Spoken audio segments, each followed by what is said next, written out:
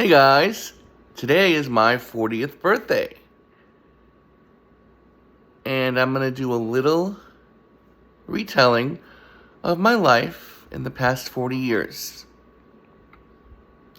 I was born in Lawrence, Massachusetts on August 16th, 1982. I attended the John R. Rollins School from kindergarten through 5th grade, Holy Trinity School from 6th grade through 8th grade, Central Catholic High School, graduated with the class of 2000, and around that time, I started high school. I had the dream to move to LA someday and work in television and film. During high school, my grades were hard, very hard, to get above sea level. Middle school, they were okay, but in high school, they were really bad. So I had to go to Northern Essex Community College between 2000 and 2001. Then I got into the college I wanted to go to, Merrimack College, in North Andover, Massachusetts, and I went there from 2001 to 2005. I majored in English, and I concentrated in middle school education. And I graduated May of 2005. In March of that year, I had one interview to UCLA's grad school for the MFA in screenwriting, and I did not get in. It's very difficult to get into that program, or any of those programs. They only accept very few people per year, and most come from the professional program at that school. They invited me to that, and that was my ticket to Hollywood. So that was my education growing up over the years. I lived in Lawrence, Massachusetts, as I said, on Wilmot Street. I had several friends growing up. My best friend was a girl named Stephanie, and she moved to Florida in July of 1994. Right after I finished 6th grade. She moved July 16th, 1994. And I had other friends in the neighborhood. There were other kids in the neighborhood: Jillian, Jeffrey, Shayla, and CJ. Sadly, CJ is not with us anymore.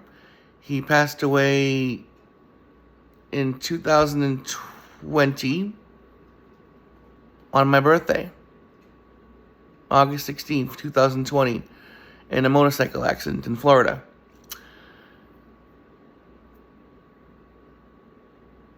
When I was 15, I got a job at McDonald's on Pleasant Valley Street, and I worked there for several years.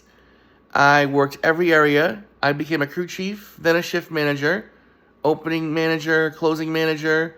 Then I was transferred to Pelham Street McDonald's for like early 2001, and then I left for college full time. While I was at McDonald's, all I did was entertain everyone, sing. That's all I do with every job I go to. I changed my voice in the drive-thru, hosted birthday parties for kids, and just made everyone have a good time. Now getting to LA. I moved to LA in 2005. September 2nd, 2005. I went to UCLA. I went to the professional program in screenwriting. I finished that in 2006. June 6, 2006 was my last day of class. Yep. And then, what did I do? I applied to CBS, and I got a job as a CBS page. And I worked at The Price is Right, processing audiences. And I worked on Craig Ferguson, where I got featured in one scene with Piper Perabo in the hallway, and Craig's writing assistant. And that did not air. They cut the scene. And I got to work Bob Barker's final episode of The Price is Right. And I got to work behind the scenes with Mario Lopez when he tried out to become host. And George Hamilton, and Todd Newton, and Mike Richards. I got to be practice contestants with them. Then I got a job at an office in Hollywood called Nielsen. And I was smitten with a celebrity's niece. All into 2008 and into 2009. The beginning of 2009. And ironically, she was my first kiss. And it was a Disney celebrity's niece, and a lot of you know who it is. Practically Walt Disney's best discovery female celebrity, other than Haley Mills. Very easy to figure out who that is. Italian, like me. So, and that didn't last long. That lasted a few months. And I poured my heart out to her, and it just didn't work. Then I got needed on Glee, because Brad Falchuk knew me from my stalker group. And, that's part of my life story. I'm unafraid to tell it. And he had me on the show one episode in Preggers as a teacher in the break room. And then he used my name in the 13th episode, Sectionals. The kids were talking about my character, Mr. Sinakori, the creepy math teacher who always sings when he walks down the halls. And my friends were telling me they're going to have me back. They never had me back. And he even used lines I used to put online for character quotes. And there I am struggling being an extra. There I am struggling being an actor, page, trying to get PA work. And that's going on. But Grey's Anatomy had me on that show more. So Glee's loss was Grey's Anatomy's gain. I got to work on that show. I got featured on Grey's Anatomy a lot. I got to be a regular hospital staffer on there. I got to be on Desperate Housewives. I got to be on Men of a Certain Age. I got to be on Don't Trust the Bee in Apartment 23, The Defenders. And I worked so many different shows out there. Oh, if I tell you how many shows. NCIS, CSI, CSI Miami, Revenge. Jeez. Then the list goes on and on and on and on and on. And then in the summer of 2011, while I was at Revenge, I got pneumonia. So I had to nurse myself back to health a whole week in summer of 2011, while my first short film, Womanizer, was being filmed. John Blyth Barrymore, Drew Barrymore's brother, directed it. And the editor made a mess of it. And it wasn't my whole vision in the end. During 2007 to 2012, I got to work on short films. I had lines in Common Bond. I had lines in Me and My Old Man. I had lines in The Red Jacket Dudes, which was a spoof off the Page program, the CBS Page program, with fellow CBS Pages. And then I wrote Womanizer.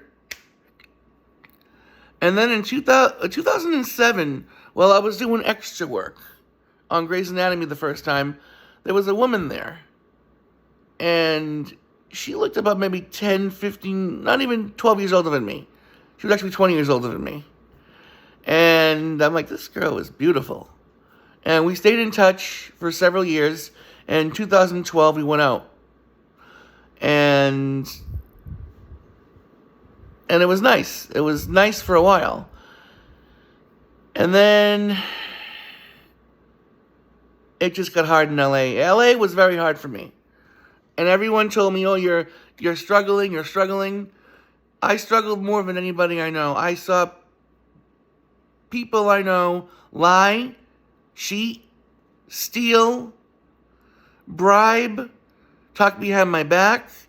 And those people did better than me. They convinced casting to give them extra work. They convinced casting to give them lines, PA work, and I couldn't even get that stuff.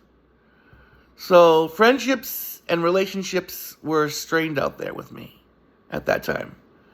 Between 2010 and 2014, even before then, even with the celebrity's niece. 2008 to 2014. Between those years, I had to let go of 3 important people in my life. 2 were very close, and 1 was a really good friend of mine from college. And then I joined the union. I was in SAG-AFTRA, and everything just got very hard. Extra work stopped. And I was working jobs in stores, restaurants, and working my tail off to save money. And then in 2014, I got back into the studios as a page at Audience Unlimited. And I stayed there between 2014 to 2019. And I paged at every sitcom there was. I paged at The Big Bang Theory. I paged at Two Broke Girls. I paged at Mom, Mike and Molly, Fuller House, Girl Meets World, The Connors, The Ranch, Raven's Home, One Day at a Time, and so many sitcoms, America's Funniest Videos, the American Music Awards. And I do trivia out in line with the audience. Because at Price is Right, I used to sing to the audience and get them all to cheer for Bob. So I said, I'm going to do something with these audience members.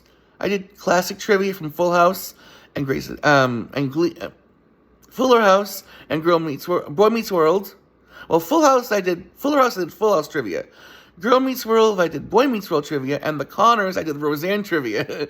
So those audiences always had a good time with me. Then in 2019, I finally moved home. I said I had enough. I want to save money. I want to buy my own apartment building at some point, or rental property. And now it's 2022. I've saved a good amount, and I'm going to be doing that very, very soon now. I'll be working with an agent here. I already know who I'm going to work with. So that's basically my life in a nutshell. I'm not married. I have no kids. I don't screw around with women. I try to be nice to people. And I just have a lot of energy in life. Everywhere I go, I'm always improvising. Improvising by the moment. That's me. Character Mark. When I was 10, I celebrated my birthday with my grandparents and my grandmother and my nana and nanus. We had a video to prove it. When I was 20, I don't even know what the heck I did. Probably go to McDonald's and eat. When I was 30, I was with the girl I met at Grey's Anatomy, the woman older than me. We had a good time. And now, today, I'm 40. And maybe I'm going to spend it with my friend Teresa, my best friend Teresa. And she was my first crew trainer at McDonald's. And we went to the prom together in Central. So, and that's me in a nutshell. Here's to 40.